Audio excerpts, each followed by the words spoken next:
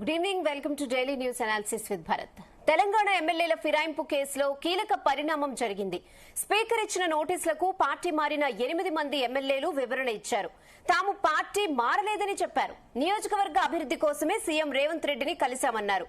ఫిరాయింపు ఎమ్మెల్యేల వివరణలపై రాహుల్ గాంధీని టార్గెట్ చేస్తూ కేటీఆర్ ట్వీట్ చేశారు.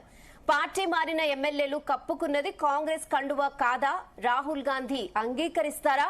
ఇది ఎమ్మెల్యేల చోరీ కాదా? ఓట్ చోరీ కంటే ఇది చిన్న అంశమా అని కేటీఆర్ నిలదీశారు.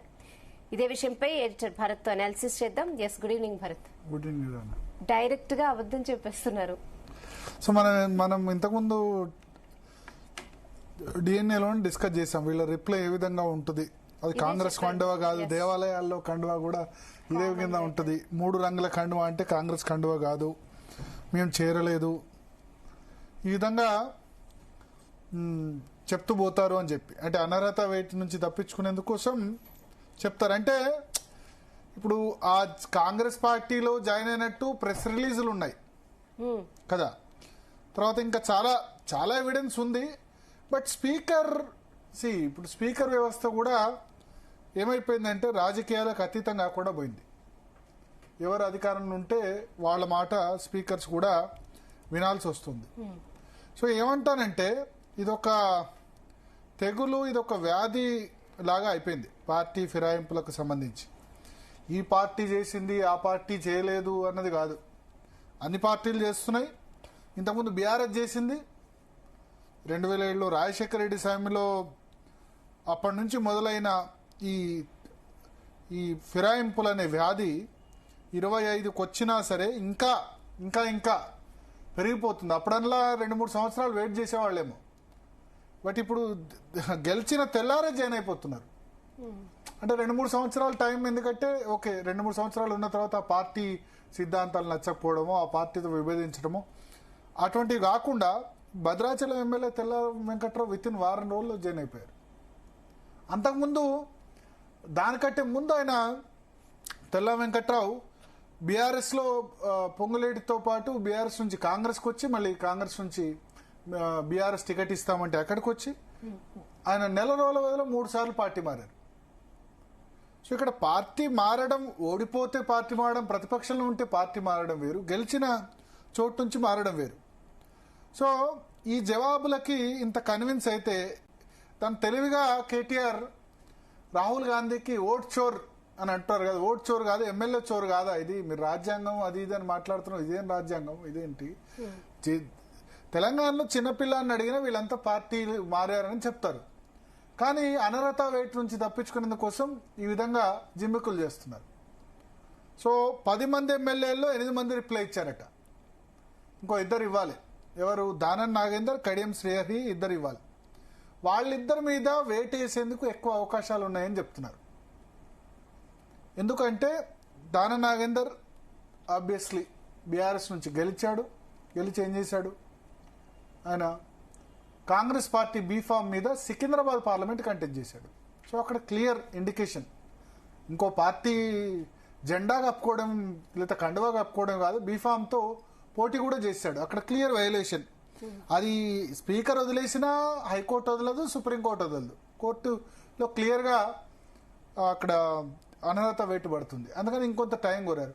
కడియం శ్రీహరి తన కూతురు కుమార్తె క్యాంపెయిన్లో క్లియర్గా పాల్గొన్నారు. కాంగ్రెస్ పార్టీ క్యాంపెయిన్లో, కడియం కావ్య క్యాంపెయిన్లో ప్రచారంలో పాల్గొన్నారు. అందుకని వాళ్ళు మరింత సమయం అడిగారు. వాళ్ళిద్దరికీ ఖచ్చితంగా అక్కడ బై ఎలక్షన్స్ వస్తాయనే చెప్తున్న పరిస్థితి. ఇక మిగతా 8 మంది ఎమ్మెల్యేలు మారారా మారలేదా అంటే నాకు తెలిసి ఏంటంటే ఇప్పుడు స్పీకర్ సరే వేటేయకపోయినా హైకోర్టులు, సుప్రీంకోర్టులు వీళ్ళ మీద వేటేయకపోతే మాత్రం ఇంకా ప్రజాస్వామ్యం దానికి అర్థం ఉండదు.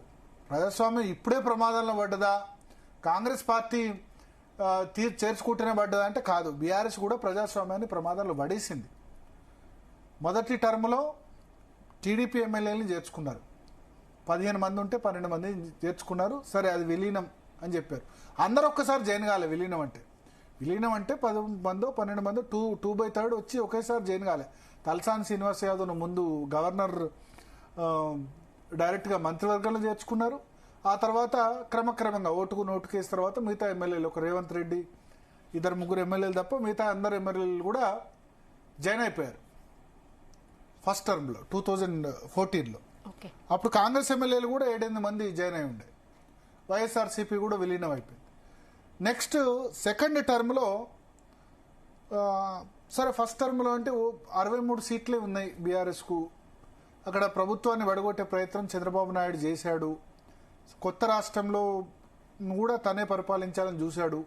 ఇట్లా రకరకాల ఆరోపణలు వచ్చిన నేపథ్యంలో కొంత సరే ఈయన ఇన్స్టెబిలిటీ కోసం చేర్చుకున్నారు పార్టీలో అనుకున్నారు. అంటే రాజకీయాలు ఒక పార్టీ నుంచి జాయిన్ అవ్వడం ఇంకో పార్టీలో తప్పే, కానీ అవతల వాడు మన ఎమ్మెల్యేని చేర్చుకుంటా అంటే మనం చూస్తూ కూర్చోం కదా. అవతల పార్టీ మన ఎమ్మెల్యే లాగేసుకుంటా అంటే చూస్తూ కూర్చోవడం కరెక్ట్ కాదు కదా. కానీ 2018లో నీకేమైంది? నీకు 88 ఎమ్మెల్యేలు వచ్చినా నువ్వు 12 మంది కాంగ్రెస్ ఎమ్మెల్యేలు ఎందుకు జాయిన్ చేసుకోవాల్సి వచ్చింది కేసీఆర్? అది తప్పే కదా. ఇప్పుడు నీతులు చెప్తున్నారు బీఆర్ఎస్ వాళ్ళు, ఇప్పుడు బాగా నీతులు చెప్తున్నారు కదా. మొన్న మనం ఏంటి ఈ ఎమ్మెల్యేల మీద ఖచ్చితంగా తుక్కు ఓడగొట్టాలి, ఈ 10 మంది ఎమ్మెల్యేలని తుక్కు ఓడగొట్టాలని మనం చెప్పాం. అయితే బీఆర్ఎస్ వాళ్ళు ఏం చేశారంటే కొంత మాత్రమే కట్ చేశారు. వీళ్ళు ఓడగొట్టి వాళ్ళ గురించి చెప్పలేదు. వాళ్ళు చెప్పింది తప్పన్నది కట్ చేయకుండా, పూర్తి క్లిప్ కట్ చేయకుండా సగం మాత్రమే వాళ్ళకు అనుకూలమైన పార్ట్ వైరల్ చేస్తున్నారు. బీఆర్ఎస్ చేసింది ముమ్మాటికి తప్పు. అది రాజ్యాంగపరమైన విలీనం కాదు. 2018లో రాజ్యాంగపరంగా పోచారం శ్రీనివాసరెడ్డి చేసిన పోచారం శ్రీనివాసరెడ్డి ఇప్పుడు ఫిరాయించాడు. 12 మంది ఒక్కసారి రాలేదు, ఒకటేసారి ఫిరాయిస్తే కనుక ఫస్ట్ టైం ఎమ్మెల్యే మీద కంప్లైంట్ వచ్చినప్పుడే వెంటనే యాక్షన్ తీసుకుని ఉంటే, ఫస్ట్ ఎమ్మెల్యే ఫిరాయించినప్పుడు యాక్షన్ తీసుకుంటే ఇంకా విలీనం అన్నది ఎక్కడ సాధ్యమవుతుంది? అప్పుడు స్పీకర్ తీసుకున్నది కూడా తప్పుడు నిర్ణయం. అందరూ ఒకటేసారి 2/3 ఒకటేసారి వచ్చి జాయిన్ అవుతే విలీనం, కానీ విడతల వారిగా ఇద్దరు ముగ్గురు ఎమ్మెల్యేలు విలీనం అయితే ఆ ఇద్దరి మీద ఫస్ట్ కంప్లైంట్ చేసినప్పుడే స్పీకర్ చర్య తీసుకుని ఉంటే ఇంకా విలీనానికి అవకాశం ఎట్లుండేది? సో ఆ విలీనం కూడా చెల్లదు. కాంగ్రెస్ జాతీయ పార్టీ శాసనసభ వచ్చి బీఆర్ఎస్లో విలీనం అవుతుందా? వీళ్ళు ఇవాళ మేము రాజ్యాంగ పరంగా చేశామని వీళ్ళు చెప్తారు. అంటే ఎవరు చెప్పినా శుద్ధులు. సరే అప్పుడు రేవంత్ రెడ్డి ఏమన్నారు? ఉరిది ఇవ్వాలి, అట్లా పార్టీ ఫిరాయించిన వాళ్ళు అన్నారు. ఇప్పుడు ఆయన ఏం చేశారు? 10 మంది ఎమ్మెల్యేలు ఆయన కూడా జాయిన్ చేసుకున్నారు.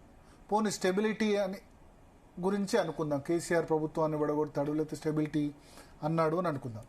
స్టెబిలిటీ అయితే పార్లమెంట్ ఎలక్షన్ తర్వాత 0 వచ్చింది కదా బీఆర్ఎస్కు. బీఆర్ఎస్ ఫ్యూచర్ లేదనుకున్న తర్వాత ఎమ్మెల్యేలు ఎక్కువ మంది జాయిన్ అయ్యారు కదా. ముందు ఒకళ్ళిద్దరే, తర్వాత 7-8 మంది జాయిన్ అయ్యారు కదా. ఎందుకు జాయిన్ చేసుకున్నారు? ఎందుకు జాయిన్ చేసుకోవాల్సిన పరిస్థితి వచ్చింది? సో రాజకీయాల్లో ఈ నేతలు నాయకులు అందరూ కూడా శుద్ధులు చెప్తున్నారు, కానీ ఎక్కడో దగ్గర ఫుల్ స్టాప్ పడాలి కదా. మనం ఇప్పుడే తప్ప బీఆర్ఎస్ చేర్చుకున్నప్పుడు తప్పుగా అంటే ఎస్, బీఆర్ఎస్ చేర్చుకున్నప్పుడు 100% తప్పు. అందుకనే బీఆర్ఎస్ ఫలితం అనుభవించింది. ఆ ఎమ్మెల్యేలు సిటీ హైదరాబాద్ ఎమ్మెల్యేలు తప్ప మిగతా వాళ్ళందరూ కూడా ఓడిపోయారు. రూరల్ ఎమ్మెల్యేలు సుధీర్ రెడ్డి వాళ్ళు, సబితా ఇందారెడ్డి వీళ్ళు మాత్రం గెలిచినట్టున్నారు, కానీ మిగతా వాళ్ళందరూ ఓడిపోయారు. అండ్ బీఆర్ఎస్ దానికి ఫలితం అనుభవించింది. ప్రతిపక్షమే లేకుండా చేద్దామంటే వాళ్ళే ప్రతిపక్షంలో కూర్చోవాల్సి వచ్చింది. ఆ కర్మ ఫలితాన్ని కేసీఆర్ అనుభవించారు. మన శ్రీనివాస్ గౌడ్ కూడా మేము అట్లా చేర్చుకునేది లేకుండే తప్పు చేసామని అన్నారు కదా. సో ఇప్పుడు నేనేం చెప్తానంటే ఖచ్చితంగా ఈ ఎమ్మెల్యేల మీద వేటు పడాలి. స్పీకర్ వేటు వేయకపోతే కోర్టులైనా వేటు వేయాలి. ప్రజాస్వామ్యం బతకాలి. ఈ ఒకవేళ వీళ్ళు మళ్ళా ఎలక్షన్స్లో నిల్చున్నా ఈ ఫిరాయించిన ఎమ్మెల్యేలని వాళ్ళ తుక్కు ఓడగొట్టాలి ప్రజలు. ఎందుకంటే వీళ్ళని చూసి ఎగ్జాంపుల్ నెక్స్ట్ ఎవరు కూడా ఫిరాయించకుండా ఉండాలి. తెలుగు రాష్ట్రాల్లో 2 రాష్ట్రాల్లో కూడా గుణపాఠం కావాలి రాజకీయ నేతలకి. తుక్కు డిపాజిట్ కూడా రాకుండా ఓడగొట్టాలి. ఇటువంటి తెల్లారే పార్టీ ఫిరాయించిన వాళ్ళని, అకారణంగా పార్టీ ఫిరాయించే వాళ్ళని. ఇంతకుముందు వాళ్ళ సంగతి ఏం జరిగిందంటే, ఇంతకుముందు కాంగ్రెస్ పార్టీ గట్టిగా పోరాడితే, కోర్టులో ఈ విధంగా పోరాడితే, కమాండింగ్గా అప్పుడు బట్టి విక్రమార్క ఉన్నప్పుడే ఫైట్ చేస్తే వేరే విధంగా ఉండేది. వీళ్ళు బీఆర్ఎస్ గట్టిగా పోరాడింది.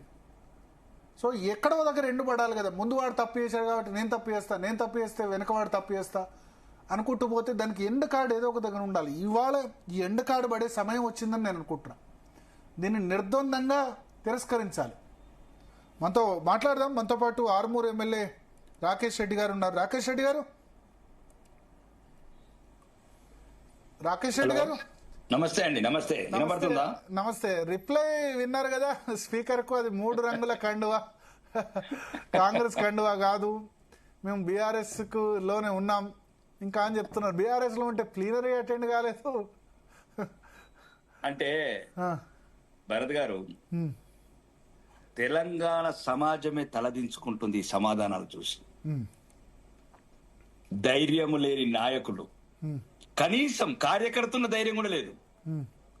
కండువ కప్పుకున్నామని గప్పాలు కొట్టి ఇప్పుడు ఆ కండువాల ఫోటోలు తీసి ఇప్పుడు సుప్రీంకోర్టుకు పంపించమంటారా, లేకపోతే ఐక్యరాజ్య సమితికి పంపించమంటారా ఇలా కండువాలు?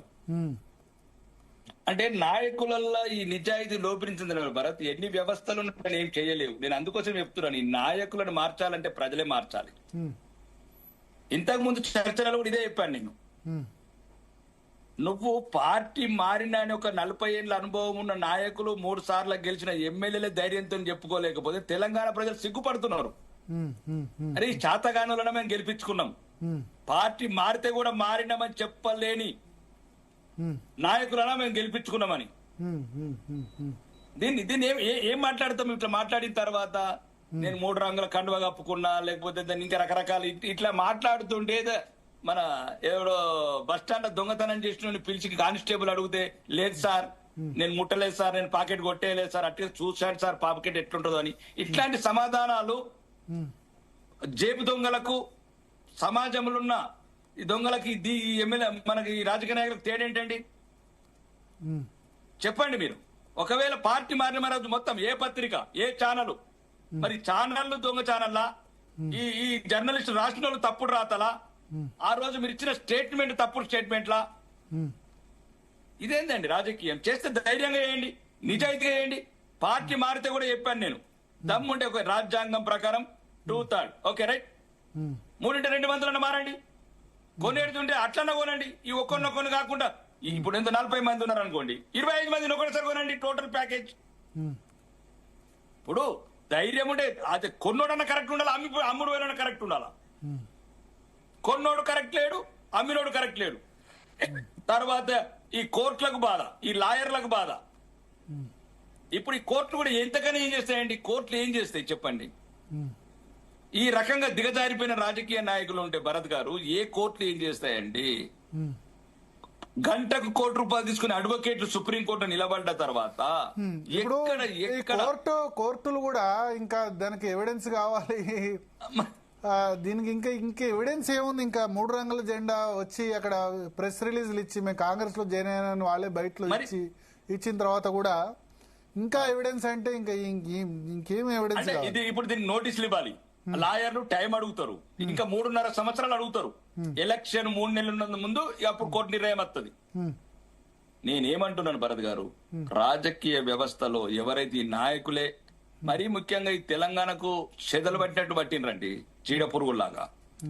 ఇది రాజకీయ క్రీడ, ఇది తెలంగాణకు మంచిది కాదండి. ఇది ముఖ్యంగా దీనికి ప్రధాన దోషులు అధికార పార్టీ వాళ్ళు. ఇంతకు ముందున్న టిఆర్ఎస్ పార్టీ కావచ్చు, ఇప్పుడున్న కాంగ్రెస్ కావచ్చు. ఎందుకంటే ఇక్కడ సమస్య ఒకటి వస్తుంది భరత్ గారు, వీడు గెలవగానే వాడికి సంబంధించిన కంపెనీలు ఉంటే మూసేస్తాడు, వాడికి ఏమైనా ప్రాజెక్టులు ఉంటే మూసేస్తాడు, ఒక డబ్బు అనుకుందాం. లేదు అంటే ప్రోటోకాల్ ఉండదు, స్పెషల్ డెవలప్మెంట్ ఫండ్ అని పెట్టుకున్నారు. ఎక్కడైనా లేకున్నా సరే అట్లా ఇబ్బంది లేని వాళ్ళు కూడా జాయిన్ అయిన పరిస్థితి కనిపిస్తుంది కదా. నో ఒక్కడే చెప్తున్నానండి, రకరకాలుగా అవమానిస్తారు. ఇంతకు ముందు కూడా చెప్పాను భరత్ గారు, అవమానాన్ని కూడా తట్టుకోరు, కార్యకర్తలను కూడా ఇబ్బంది పెడతారు, గెలిచిన కార్యకర్తల్ని. ఇప్పుడు మా దగ్గర ఉంది, జై శ్రీరామ్ అన్నందుకు ఒక హిందూ బిడ్డని భారతీయ జనతా పార్టీ ఎమ్మెల్యే గెలిచినందుకు ఒక నిజమైన పేద హిందూకు భారతీయ జనతా పార్టీ కార్యకర్తకు ఇల్లు ఇవ్వలేదు. పేదవాడికి నీ లిమిట్స్ లోపల బీజేపీ, కాంగ్రెస్, బీఆర్ఎస్ ఏందండి? అంటే ఓడిపోయిన వాళ్ళు ఇన్ఛార్జ్ మంత్రి అనే ముసుగుల ఇట్లాంటి వ్యవస్థలు చేసి ఇట్లాంటి ప్రభావితం అవుతారు భరత్ గారు. 2 వైపులా ఆలోచించాలా మనం. మనం ఎమ్మెల్యేలనే కాదు, మనం ఎమ్మెల్యేలని ఈ పరిస్థితికి గురి చేస్తున్నా ఏదైతే ఈ రాజ్యాంగ విలువలు లేని ప్రభుత్వ అధినేతలు ఉంటారో వాళ్ళని కూడా నిలదీయాలి మనం. ఇప్పుడు ఈ రేవంత్ రెడ్డి గారు అన్నారు రాళ్లతో గట్టి చంపండి అన్నారు, మరి ఎవరిని కొట్టి చంపాలి ఇప్పుడు రాళ్లతో? రాహుల్ గాంధీ గారు అన్నారు రాజీనామా చేసి మళ్ళీ పోటీ చేయాలన్నారు. ఒకసారి మాట్లాడదాం. రాజయ్య గారు జాయిన్ అయ్యారు, మీరు లైన్ లో ఉండండి. స్టేషన్ గన్పూర్ ఎమ్మెల్యే రాజయ్య గారు జీ తెలుగు న్యూస్ కోసం సమయం కేటాయించిన ధన్యవాదాలు sir. Good evening sir. Rajaiah గారు Bharat good evening. Good evening, వినబడుతుందా? సో ఇప్పుడు కడియం శ్రీహరి కూడా ఈ ఆరోపణలు ఎదుర్కొంటున్నారు. మీ మీద గెలిచిన మీ ప్రత్యర్థి, సరే మీరు మీ టికెట్ రాలేదు, సరే మీ మీద గెలవలేదు, బట్ మీ ప్రత్యర్థి కలిసి ఉన్న పార్టీలో ప్రత్యర్థి మీకు టికెట్ రాలేదు అనుకుంటారు, వేరే విషయం. సో ఇప్పుడు ఆయన ఇంతవరకు రిప్లై ఇవ్వలేదని చెప్తున్నారు. దానం నాగేందర్, కడియం శ్రీహరి ఇద్దరు మాత్రమే రిప్లై ఇవ్వలేదు. కడియం కు మీద వేటు పడేందుకు అవకాశాలు ఎక్కువ ఉన్నాయంటారు. ఎలక్షన్ క్యాంపెయిన్ లో డైరెక్ట్ గా పాల్గొన్నారా? కుమార్తె క్యాంపెయిన్ లో డైరెక్ట్ గా ఎలక్షన్ లో పాల్గొన్నాడు. స్వయంగా మూడు రంగుల కాంగ్రెస్ పార్టీ జెండా కప్పుకున్నాడు. తర్వాత స్వయంగా నేను ముందేమో నేను ఎక్కడ ఉండాలో అక్కడే ఉన్నా అని చెప్పిండు. మళ్ళా వారం 10 రోజుల తర్వాత ప్రెసిడెన్షియల్ లో సంవత్సరం క్రితమే నేను రేవంత్ రెడ్డి గారి సమక్షంలో ఆయన కోరిక మేరకు కాంగ్రెస్ పార్టీలో చేరానని అప్రూవల్ గా మారిండు. ముందేమో దొంగ ఎవడో చెప్పలేదు, తర్వాత నేనే దొంగ అన్నాడు, దొంగ దొరికిండు. ఈ రోజు దొంగతనాన్ని కూడా ఒప్పుకున్నట్టు నేను కాంగ్రెస్ పార్టీలో చేరినన్నాడు. అన్ని కేసులు ఒక ఎత్తు అయితే ఇదో ఒక ఎత్తు. ఎందుకంటే నేను కాంగ్రెస్ పార్టీలో చేరినని కూడా చెప్పాడు. మిగతా ఎమ్మెల్యేలు చెప్పలేదా కాంగ్రెస్ పార్టీలో? మిగతా ఎమ్మెల్యేలు చాలా బాధాకరము. జాతీయ జెండాను కూడా అగౌరవపరుస్తూ వారు కాంగ్రెస్ కండువ కప్పుకొని అది జాతీయ జెండా లేదా దేవుడి దగ్గర కప్పే కండువగా మరి నాటకం ఆడడం జరుగుతుంది. ఈ రోజు వారు నిజంగానే ఇంకా మేము బీఆర్ఎస్ పార్టీలో ఉన్నా అని చెప్తే ఎప్పుడైనా తెలంగాణ భవన్ వస్తున్నారా, లేదా ఎప్పుడైనా కేసీఆర్ ని కలుస్తున్నారా, లేదా వారు ఏమన్నా యూరియా మీద ప్రజలకు వచ్చే కష్టాల గురించి మాట్లాడుతున్నారా? వారు ఈ 10 మంది ఒకవేళ కనుక నియోజకవర్గ అభివృద్ధి కోసమే పోయేది ఉంటే ఎలాంటి ప్యాకేజీ తీసుకొచ్చారో చెప్పాలా. ఓన్లీ అవకాశవాద రాజకీయంగా ఏదో ఊహించుకొని పోతే అక్కడ ఏం లేదని తేలిపోయింది. ఏదైతే రేవంత్ రెడ్డి గారు లంక బిందెలు ఉన్నాయని నేను పోయినా కానీ అక్కడ పోతే పెంకాసులు ఉన్నాయి అన్నట్టు వీళ్ళు కూడా అక్కడ నమ్మి నాడ వస్తే పుచ్చిబూరలు అన్నట్టు అయిపోయింది. అక్కడ పోతే ఏమి లేదని తేలిపోయింది. కాంగ్రెస్ ప్రభుత్వంగా ఇచ్చిన హామీలు 6 గ్యారంటీలు కావచ్చు, 120, 420 హామీలు కావచ్చు, ఏ ఒక్కటి కూడా నెరవేరకపోను. తర్వాత లక్షల కోట్లు అంటే ఇప్పటికే దాదాపు విపరీతమైన అప్పులు తీసుకొచ్చి ఏదైనా ఒక ఆస్తిని పెంచారంటే ఒక పథకాన్ని తీసుకొచ్చి. నాకు తెలిసి రాజయ్య గారు మీరు కూడా పార్టీ మారారు, కాకపోతే అప్పుడు రాజీనామా చేశారు అంతేగా? తెలంగాణ కోసం రాజీనామా చేసి కాంగ్రెస్ నుంచి రాజీనామా చేసి బీఆర్ఎస్ లో చేరారు. 2010 కదా బై ఎలక్షన్? 2011 లో అప్పుడు ప్రజల అభిష్టం మేరకు కాంగ్రెస్ అధికార పార్టీ కేంద్రంలో రాష్ట్రం ఉన్నప్పుడు అధికార కాంగ్రెస్ పార్టీ ఎమ్మెల్యే పదవికి రాజీనామా చేసి ప్రజల ఆకాంక్ష మేరకు తెలంగాణ జెండా పట్టుకొని మళ్ళీ ఉద్యమంలో తొలి దళితుడిగా మరి ఆనాడు పార్టీలో జాయిన్ అయ్యాను. గొప్పగా ప్రజలు నన్ను ఆశీర్వదించారు. ఒకసారి కాదు, 2 సార్లు కాదు, 3 సార్లు కాదు, మొత్తం టోటల్ గా 4 సార్లు ఈ రోజు ఒకే నియోజకవర్గం నుండి గెలవడానికి కారణం మా ప్రజల ఆశీస్సులు. ఎందుకంటే ప్రజల ఆకాంక్ష మేరకు నిర్ణయాలు తీసుకున్నప్పుడు ప్రజాస్వామ్యంగా, రాజకీయంగా, రాజ్యాంగబద్ధంగా మోరల్ వాల్యూస్ అంటే నైతిక విలువలు కట్టుబడి ఉంటాం కాబట్టి ఆ రకంగా ప్రజలు ఆశీర్వదిస్తారు, సహకరిస్తారు. ఈ రోజు 10 మందికి 10 మంది కూడా కనీసం డిపాజిట్లు దక్కని పరిస్థితి. ఒక పక్క నియోజకవర్గ Kadiyam Srihari by election ready అని చెప్పారు చాలాసార్లు. బై ఎలక్షన్ కు రెడీ అని స్టేట్మెంట్ ఇస్తున్నారైనా?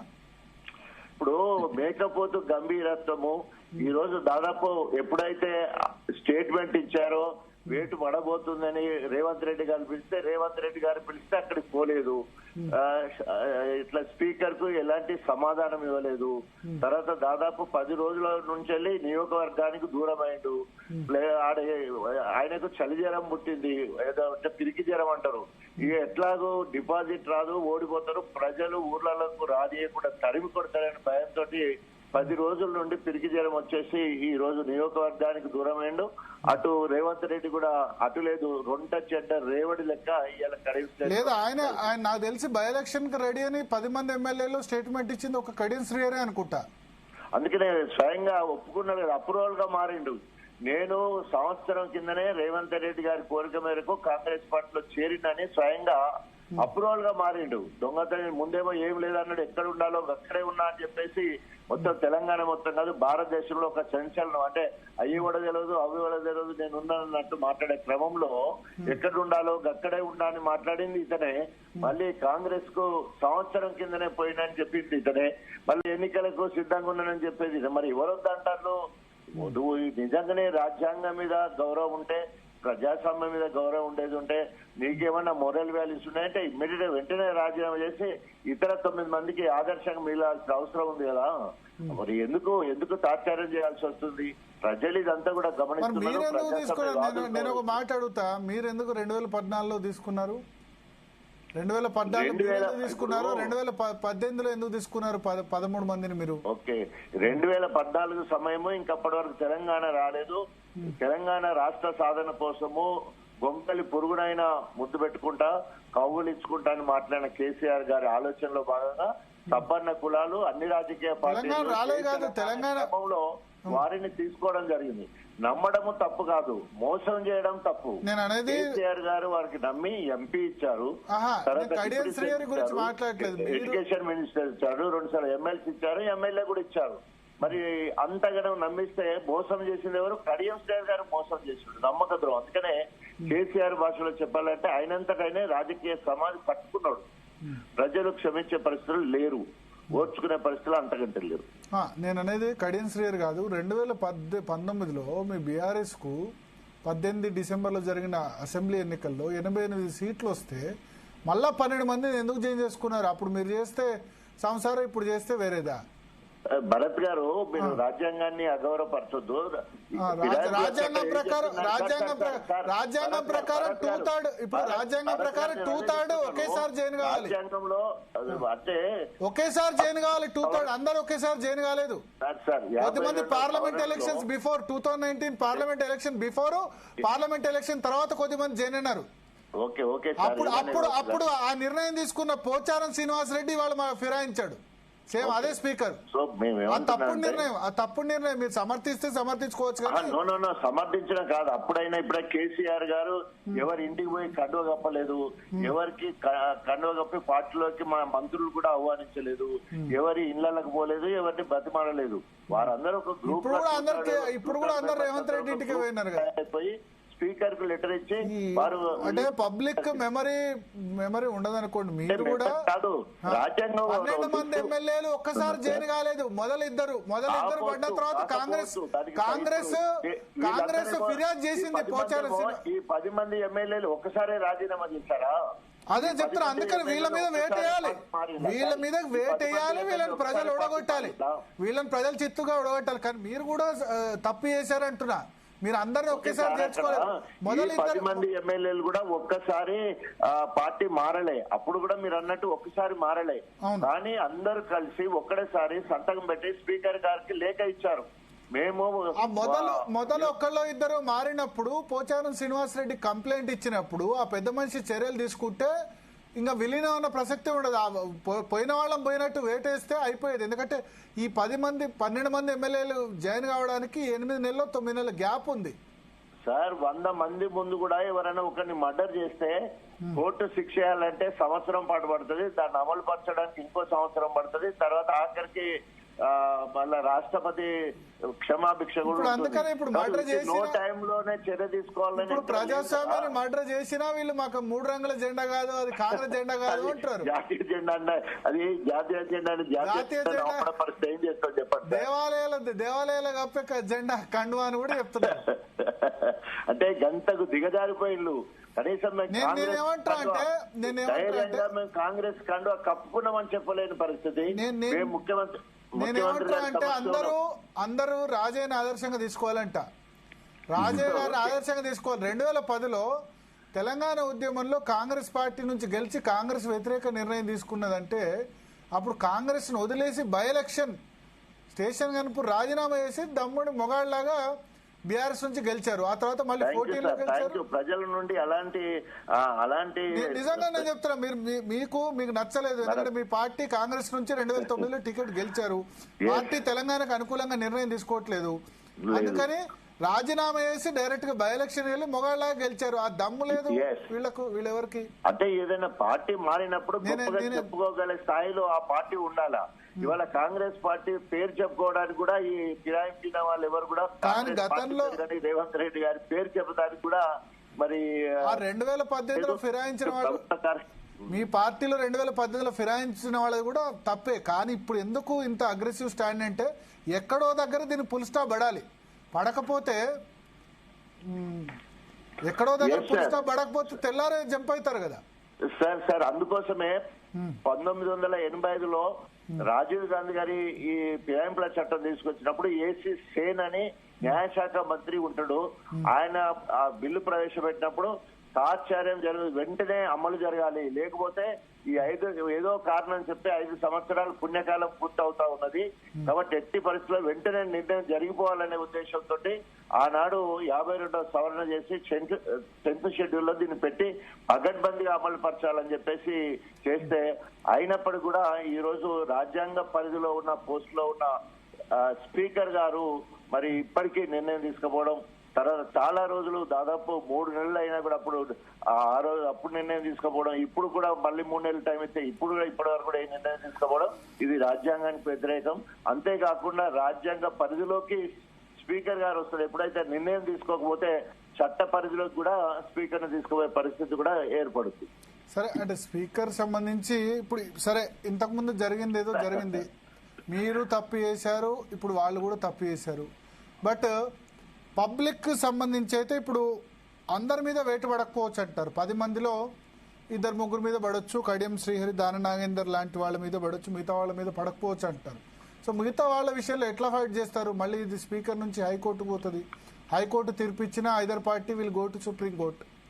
ఇదంతా మళ్ళీ సంవత్సరంన్నర ఈజీగా పడుతుంది. అదే ఇది జరగొద్దనే ఉద్దేశంతో ఆనాడు 1985లో రాజీవ్ గాంధీ గారు ఈ చట్టాన్ని తీసుకురావడం జరిగింది. సరే, చట్టాన్ని తీసుకొచ్చి అమలు పరచాల్సిన బాధ్యత కాంగ్రెస్ పార్టీ. మళ్ళీ వాళ్ళు ఈ ఫిరాయింపుల చట్టాన్ని పగడ్బందీగా అమలు పరుస్తామని చెప్పేసి పంచి న్యాయంలో భాగంగా రాజ్యాంగాన్ని చేతబట్టుకుని రాహుల్ గాంధీ గారు తిరుగుతున్నారు. రాహుల్ గాంధీ దారి ఓ దిక్కున్నది, ఇవాళ రేవంత్ రెడ్డి ఇంకో దిక్కున్నది.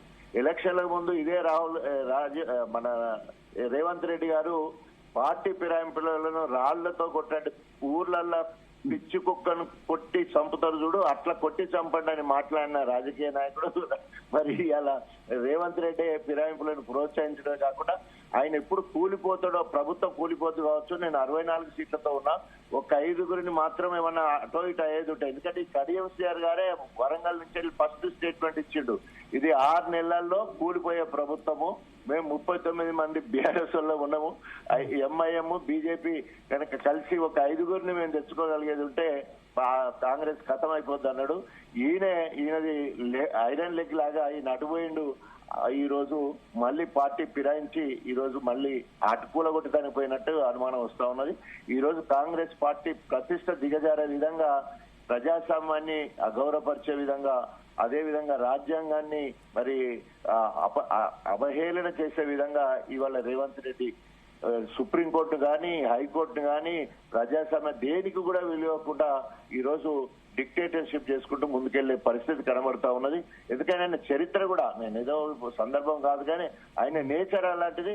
89 క్రిమినల్ కేసెస్ పెట్టుకొని ఈ రోజు సీఎం అయిపోయి ఈ రోజు ఫిరాయింపులను ప్రోత్సహించి ప్రభుత్వాన్ని కాపాడుకుంటూ మరి పోతున్నాడు. తప్పకుండా మీరు సరే, మీ హయాంలో మీరు ఫిరాయింపుల్ని ప్రోత్సహించినందుకు మీరు రిగ్రెట్ ఫీల్ అవుతున్నారా? అలా చేసి ఉండాల్సింది కాదనుకుంటున్నారా? అసలు కాదు సార్, అక్కడ ఒక వెసులుబాటు ఉన్నది. 2/3 కనుక స్పీకర్ ఒక లెటర్ ఇచ్చినప్పుడు అట్లా కాదు sir. There was any evidence that KCR garu పోయి రిక్వెస్ట్ చేసినట్టో లేకపోతే వాళ్ళు దండేసినట్టో మాకు రావచ్చు. కానీ కడియం కేసీఆర్ గారు ఇక్కడ రేవంత్ రెడ్డి గారు ఇప్పుడు మీ వాళ్ళు ఇంకో 26, మీ వాళ్ళు ఇంకో 15 మంది ఫిరాయిస్తే కరెక్ట్. అప్పుడు వీళ్ళు చేసింది అద్భుతం. చాలా మంచి పని చేసినట్టు అంతేనా?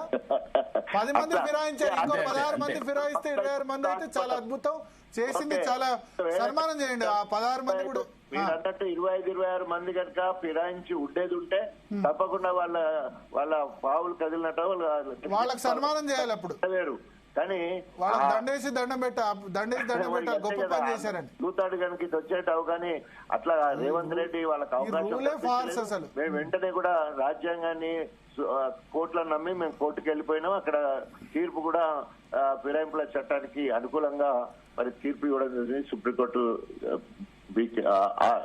బిఆర్ గవాయి గారు. ఒక్క నిమిషం, రాకేష్ రెడ్డి గారు ఉన్నారు మనతో పాటు. రాకేష్ రెడ్డి గారు, ముందు రూల్ ఒక క్లియర్ గా పెట్టాలి ఆ పార్టీ ఫిరాయింపుల చట్టంలో. 2/3 ఒకటేసారి జాయిన్ అయితే మాత్రమే, అంతే తప్ప ఒక్కొక్కళ్ళు జాయిన్ అయితే ఇప్పుడు ఏమైందంటే 2/3 వేస్తే దండేసి వాళ్ళందరికీ దండం పెట్టాలి, సన్మానం చేయాలన్న విధంగా అయిపోయింది. అది గొప్ప పని చేశారు అన్నట్టు. నేను ఒకటే భరత్ గారు, వీళ్ళు మారరు. మానవ రక్తానికి అలవాటు పడ్డ మృగాలిల్లు రాజకీయ నాయకులు, తెలంగాణ రాజకీయ నాయకులు బిడ్డలను చంపి తెలంగాణ వాదంని రెచ్చగొట్టి పచ్చని రాష్ట్రాన్ని విడగొట్టి ఈ రోజు మొత్తం పచ్చని రాష్ట్రం విడగొట్టి తెలంగాణ రావడం చెప్పింది తెలంగాణ చెప్తాను మళ్ళీ ఇదే వీళ్ళు మళ్ళీ తెలంగాణ స్టేట్మెంట్ కాదు. రాష్ట్రం ఎందుకు వచ్చిందో మర్చిపోయినరు, రాష్ట్రం ఎందుకు తెచ్చిందో మర్చిపోయినరు. నేను అదే అంటున్నాను. ఇప్పుడు ఈ రోజు 2014 నుంచి ఒక్క గ్రూప్ 1 ఉద్యోగం ఎందుకు ఇయ్యారండి? తెలంగాణ బిడ్డలు అంత అన్యాయం చేసినరా? దొరలకు పుట్టలేదా, రెడ్డిలకు పుట్టలేదా, డబ్బున్నోళ్ళకు పుట్టలేదా? ఒక ఎగ్జామ్స్ నిర్వహించలేరు. ఏం మాట్లాడుతున్నారండి? రాజయ్య లాంటి సీనియర్ నాయకులు గౌరవం ఉంది, సీనియారిటీ గౌరవం ఉంది. రాజకీయ క్రీడలకు భాగం రాజన్న కూడా. ఏ రాజన్నని సస్పెండ్ చేసిర్రు? దేని గురించి సస్పెండ్ చేసిర్రు? ఈ రోజు ఈ రాజన్నని ఆరోగ్య శాఖ మంత్రి ఉన్నప్పుడు 1 గంటలో సస్పెండ్ చేసిన దొర ఈ రోజు కూతురు బావ మీద అన్న మీద లక్షల కోట్ల అవినీతి ఎందుకు సస్పెండ్ చేయారండి? ఏం మాట్లాడుతున్నారు? నేనేమంటాను తెలంగాణ నేనేమంటాడే ఉమ్మడి ఆంధ్రప్రదేశ్ లో ఉన్నదానికి మేము ఏం కోరుకున్నాం? తెలంగాణ ఈ రాజకీయ ఫిరాయింపులు అండి, ఈ వేల కొద్ది కాంట్రాక్ట్లు అండి. విద్యార్థులకు ఒక ఎగ్జామ్స్ నిర్వహించలేరు, పరీక్షలు నిర్వహించలేరు, ఉద్యోగాలు ఇవ్వలేరు. సచ్చిందేవాడు, ఏలిందేవాడు, దోసుకుంటున్నదేవాడు, దాచుకుంటున్నదేవాడు? ఎవడు మాట్లాడాడు? ఏమనుకుంటున్నారు? ఎక్కడోడికి అక్కడ నోరు కండ కావరమైంది. దొర బిడ్డ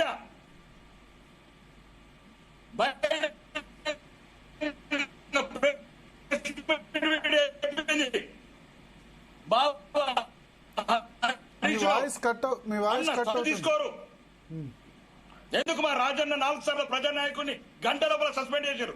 ఒక్కటే నేను అనేది, వీళ్ళు తెలంగాణ వీళ్ళ గురించి తెచ్చుకున్నారు, మా గురించి కాదు, సామాన్య ప్రజల గురించి కాదు. దొరికినోడు దొరికినట్లు దోసుకుంటూ తెచ్చుకున్నారు. మీరు అంటున్నారు కదండి పార్టీ ఫిరాయిస్తే వీళ్ళకి ఒక్కటి చెప్తున్న భరత్ గారు, చట్టాన్ని చెరబట్టిండ్రు, న్యాయాన్ని చెరబడుతున్నారు. వీళ్ళు మామూలు రాజకీయ నాయకులు కాదు, తెలంగాణ రాజకీయ నాయకులు. 1200 మంది బిడ్డలను చంపారండి. పార్టీ ఫిరాయింపులకు కాదు, ఆ బిడ్డలు నియామకాలు అవుతాయి, అవినీతి లేని నీళ్లు వస్తాయి, ఈ నిధులు వస్తాయి అనుకున్నారండి. ఒక్కొక్క అధికారి 1000 కోట్ల అవినీతి, ఒక్కొక్క రాజకీయ నాయకుడు లక్షల కోట్ల ఆదాయాలు, 100 ఎకరాల ఫామ్ హౌజులు. రాజన్న ఆంధ్రప్రదేశ్ లో కూడా రాజకీయ నాయకుడు. ఈరోజు తెలంగాణ చూడు, మొయినాబాద్ చూడు, కోకాపేట చూడు, మోకిలలో చూడు. తెలంగాణ రాజకీయ నాయకులు ఆంధ్రప్రదేశ్ రాజకీయ నాయకులు దోచుకున్న కన్నా వెజిరేట్లు దోచుకుంటారు రాజన్న. ఇది మామూలు దోపిడి కాదు, చంబల్లోయ బందిపోటు దొంగలు రాజన్న. ఒక్కొక్క ఉత్తర బీఆర్ కేంద్ర అధికారులు 1000 కోట్ల అవినీతి రాజన్న. ఒక్కొక్క గేటెడ్ కమ్యూనిటీలో ఒక ఆఫీసర్ 4 బిలియన్ రాజన్న. మీరు దయచేసి మీరంటే గౌరవం ఉంది, మీరు సీనియర్ రాజకీయ నాయకులు, ఒక ఉన్నత విద్యావంతుడు, మిమ్మల్ని ఎన్ని రకాల అవమానించారు. నేనేమంటున్నాను, తెలంగాణ తెచ్చిందేవాడికి, తెలంగాణ వచ్చిందేవాడికి. ఇదా ఈ చర్చలు చేయాలా? మేము తెలంగాణ రాజకీయ నాయకులు సిగ్గుపడుతున్నా. మేము చర్చలు చేయాల్సింది పార్టీ ఫిరాయింపుల గురించి, రాజకీయ వ్యభిచారుల గురించి, కండువ కప్పుకొని కూడా కండువ పేరు చెప్పనోడి గురించి మేము చర్చలు చేయాల్సింది.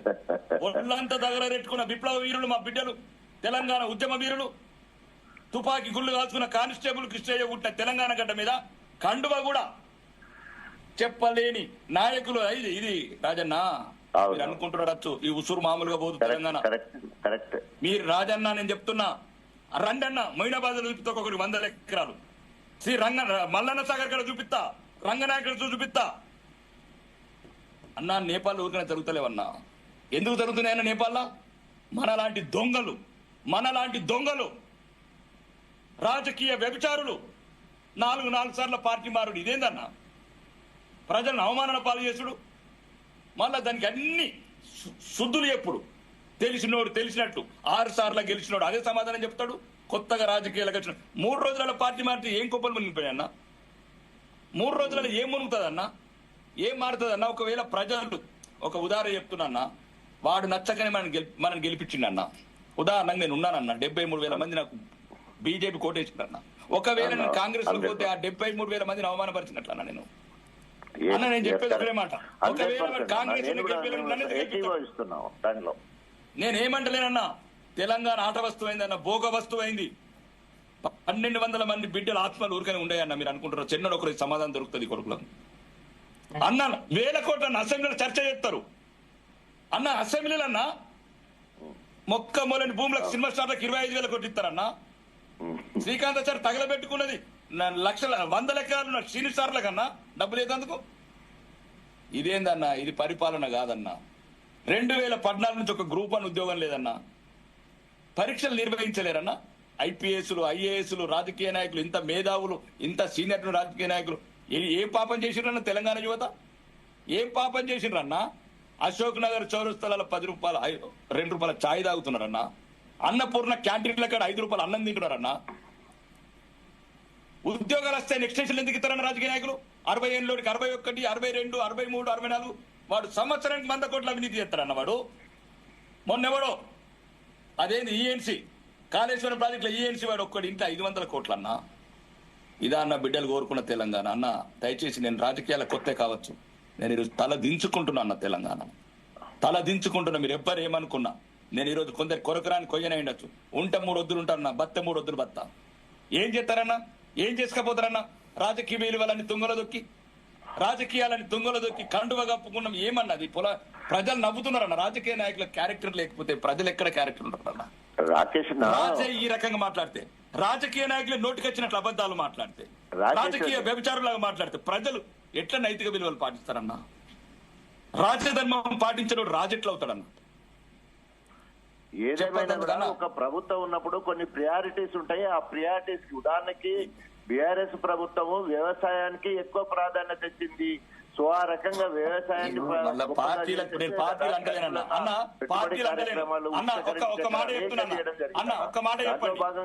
నువ్వన్నట్టు 1,00,000 ఉద్యోగాలు ఇవ్వన్నట్టు కాదు కదన్నా భరత్ గారు.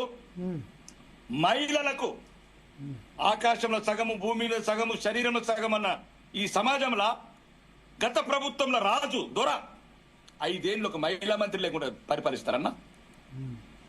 మూగపోయిన జనాలు. సరే, అది జనుల టాపిక్. నేను చెప్పేది అదేనండి. ఇప్పుడు అందరి ఆయన చేసిన కథ ఇదంతా.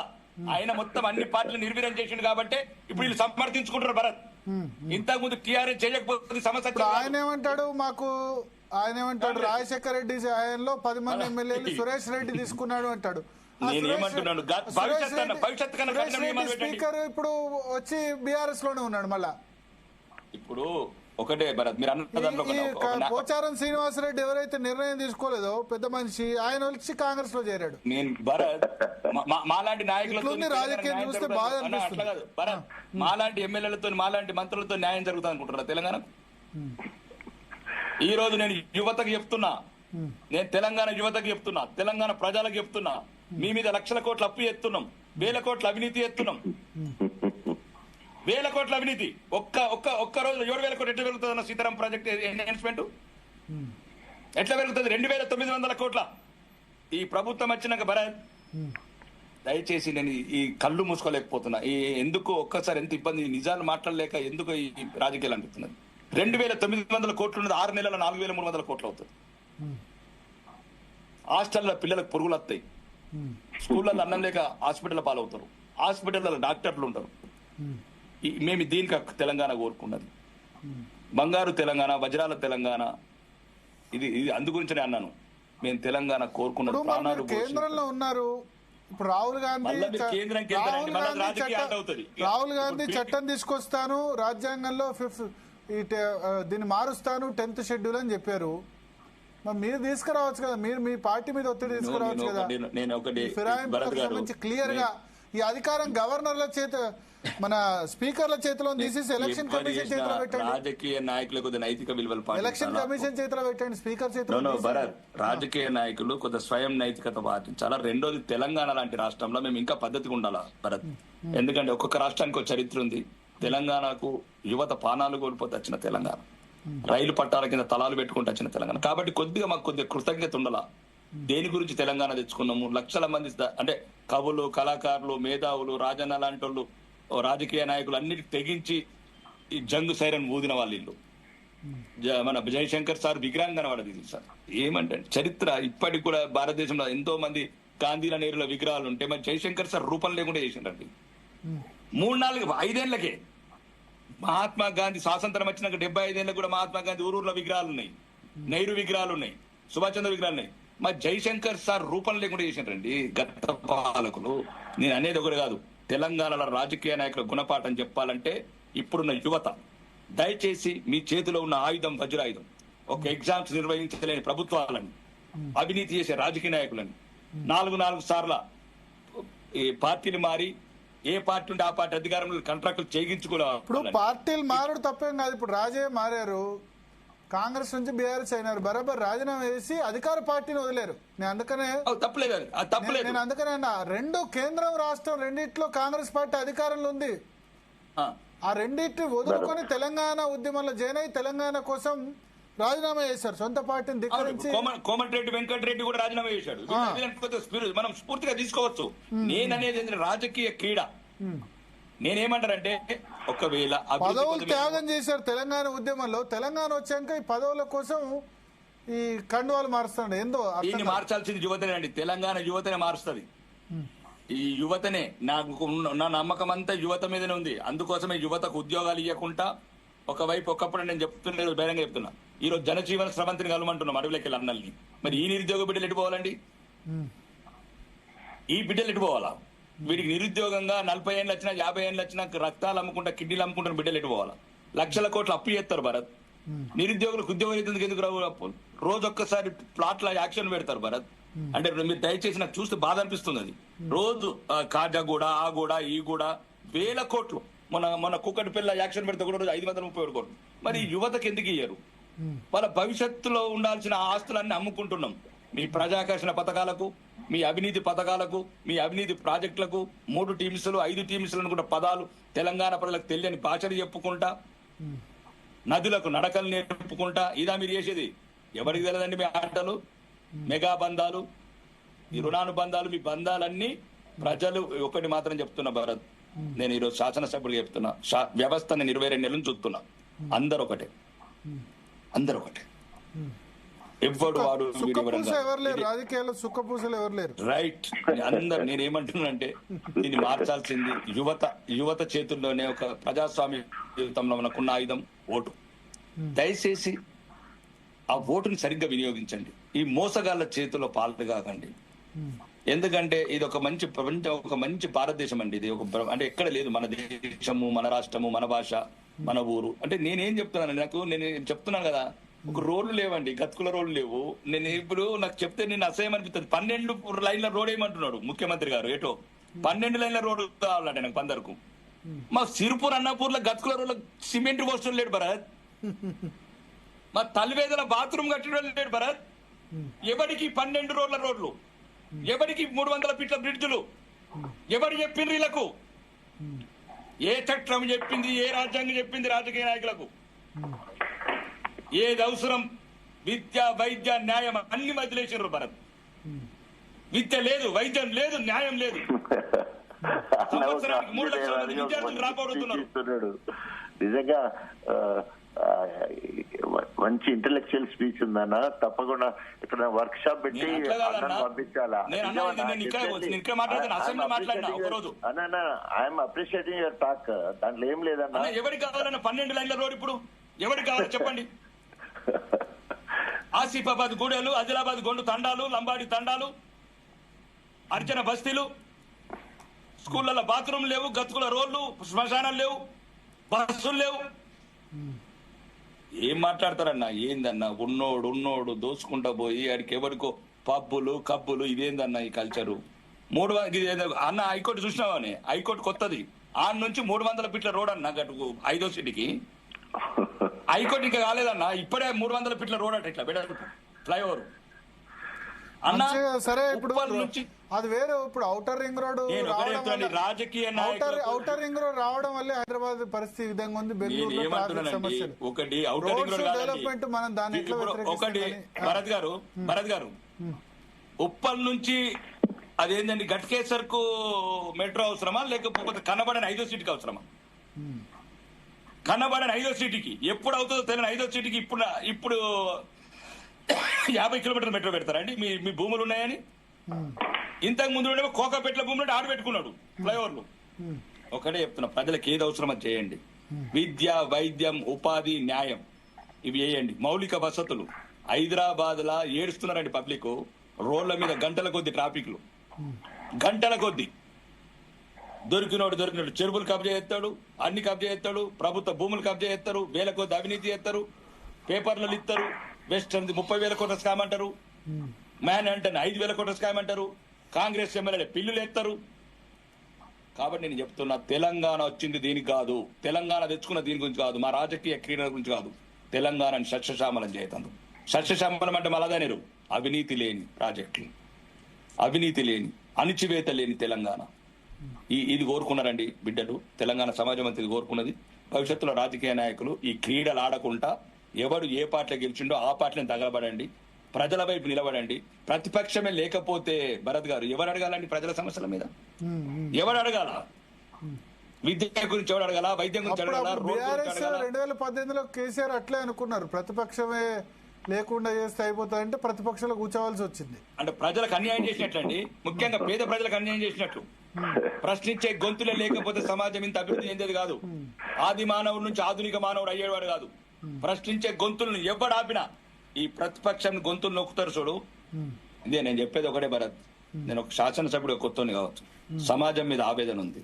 ఒక శాసనసభ్యుడిగా ఏం చేయలేకపోతున్నా, పేదలకు మౌలిక వసతులు క్రియేట్ చేయలేకపోతున్నా.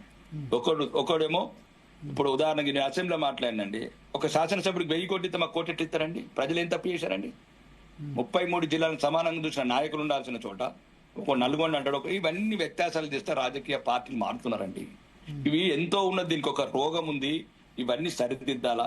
నాయకులు ఇప్పటికైనా ఆలోచించి, మంచి మనసుతో ఆలోచించి, పార్టీలకు అతీతంగా మంచి వాళ్ళను, ఇంటెలెక్చువల్స్ కూర్చుండబెట్టి, సమాజ స్పృహ ఉన్న పెద్దవాళ్ళని కూర్చుండబెట్టుకుని మనం కొద్దిగా జ్ఞానం నేర్చుకోవాలా, కొద్దిగా బుద్ధి నేర్చుకోవాలా. ఎట్లా మేము గెలిచినాం కదా, డబ్బు ఉంది కదా, మదం ఉంది కదా, ఆస్తులు ఉంది కదా, రాజకీయ వారసత్వం ఉంది కదా, లేకపోతే ఉన్నత అగ్రవర్ణాలం కదా అని ఇవన్నీ కరెక్ట్ కాదండి.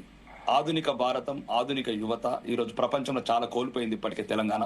ఇప్పటికైనా ఈ రాజకీయ క్రీడ, ఇది ఏదైతే కుక్రీడ ఆడుతున్నారో దీన్ని ఆపివేయాలి. ఇప్పటికైనా ఎవరు ఏ పార్టీలు ఉంటాడో, ప్రజలు ఏ పార్టీలో గెలిపించారో ఆ పార్టీలు ఉండండి.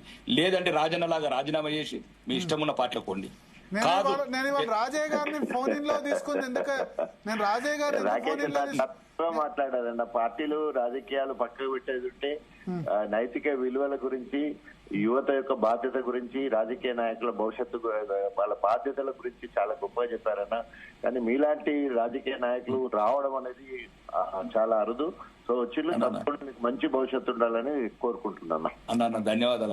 నేను రాజయ్య గారిని ఫోన్ ఇన్ లో ఎందుకు తీసుకున్నా అంటే ఇవాళ ఆయన ఆదర్శం మిగతా ఎమ్మెల్యేలకు. ఎందుకంటే ఆయన కేంద్రంలో, రాష్ట్రంలో 2 చోట్ల కాంగ్రెస్ పార్టీ అధికారం ఉండగా ఆ ఎమ్మెల్యే పదవిని త్యజించి రాజీనామా చేసి మళ్ళా గెలిచాడు. చేతనైతే అది చేయండి మిగతా వాళ్ళు. అది అందుకే ఆయన కేసీఆర్ డిప్యూటీ సీఎం ఇచ్చారు అప్పుడు అయినప్పుడు. సరే మళ్ళీ 3 నెలలకు 4 నెలలకు బీకేసారు, అది వేరే విషయం.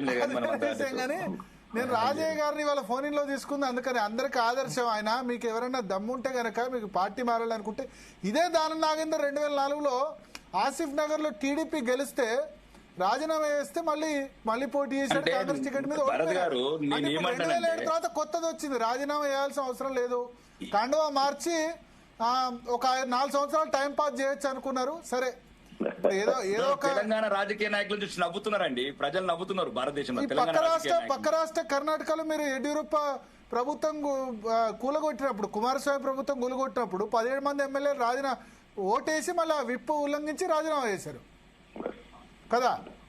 మధ్యప్రదేశ్ లో కూడా మీరు చేశారు, బీజేపీ వేయలేదంటే చేసింది, కానీ రాజీనామా చేస్తుంది గెలిచి, అంతే తప్ప ఈ స్పీకర్లు సంవత్సరాల తరబడి నిర్ణయాలు తీసుకోకపోవడాలు ఇట్లా చేయలేదు. మరి సరే, అది కూడా ఆ ప్రభుత్వాల్ని ట్యాపులు చేయడం కూడా కరెక్ట్ కాదు. ఒకటి, మీరు ఇప్పుడు అధికారంలో ఉన్నారు కాబట్టి, ఇంకో 4 సంవత్సరాలు ఉంది కాబట్టి మీరు మీ పార్టీ మీద ఒత్తిడి తీసుకురావాలి, ఈ 10th షెడ్యూల్ మార్చాలి, ఈ నిర్ణయం స్పీకర్ల చేతిలోంచి గుంజుకొని ఎలక్షన్ కమిషన్ చేతిలో పెట్టాలి, దానికి కూడా రూల్ పెట్టాలి, 3 నెలల లోపు నిర్ణయం తీసుకోవాలి రూల్. అది 10th షెడ్యూల్ మార్చకపోతే ఆపాలండి తెలంగాణలో. ఇప్పుడు ఎందుకంటే రాజీవ్ గాంధీ పెట్టినప్పుడు బాధ్యత ఉండాలి. రాజీవ్ గాంధీ పెట్టినప్పుడు 1/3 ఫిరాయిస్తే కరెక్టే అన్నాడు. తర్వాత వాజ్పేయి ఆయనలో 1/3ని 2/3 చేశారు, 2/3 ఫిరాయిస్తేనే కరెక్ట్ అని చెప్పారు.